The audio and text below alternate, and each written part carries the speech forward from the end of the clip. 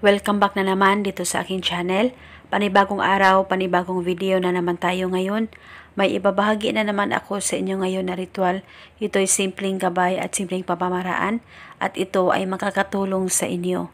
At kung bago sa channel ko, ay huwag niyo pong kalimutang mag-subscribe at pindutin ang notification bell para palagi kayong updated sa mga bago kong videos.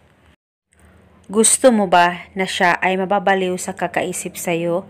Yung tipong ikaw at ikaw lamang palagi ang laman ng isip niya? Kahit anong busy niya at kahit sa pagtulog niya, ikaw lang palagi ang laman ng isip niya? Gawin mo lamang itong simple at epektibong ritual na ituturo ko sa inyo. Dapat palaging buo ang tiwala niyo sa mga ganitong pamamaraan. At dapat hindi kayo nagdududa o nadadalawang isip na gawin ito.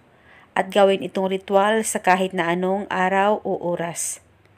Ang gagawin mo lamang ay kumuha ka lamang ng papel at panulat kahit anong kulay at pagkatapos isulat mo sa papel ang pangalan at apelido ng partner mo o ng mahal mo ng 3 beses at sa likod naman ng papel ay sulatan mo din ng kanyang pangalan at apelido ng 3 beses din.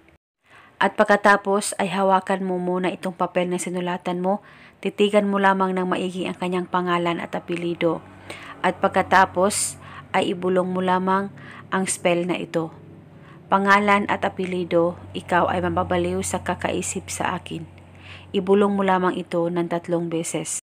At pwede ka magdagdag ng hiling, wala pong problema. At pagkatapos ay pwede mo nang tupiin ang papel kahit 3 tupi. At pwedeng hindi mo naman ito tupiin at ilagay ito agad sa higaan mo. At hihigaan mo ito buong magdamag. At kinabukasan ay pwedeng hindi mo naman ito kunin at hayaan mo lang ito sa higaan mo at hihigaan mo ito hanggang kailan mo gusto. At dapat gabi-gabi mo ito bulungan.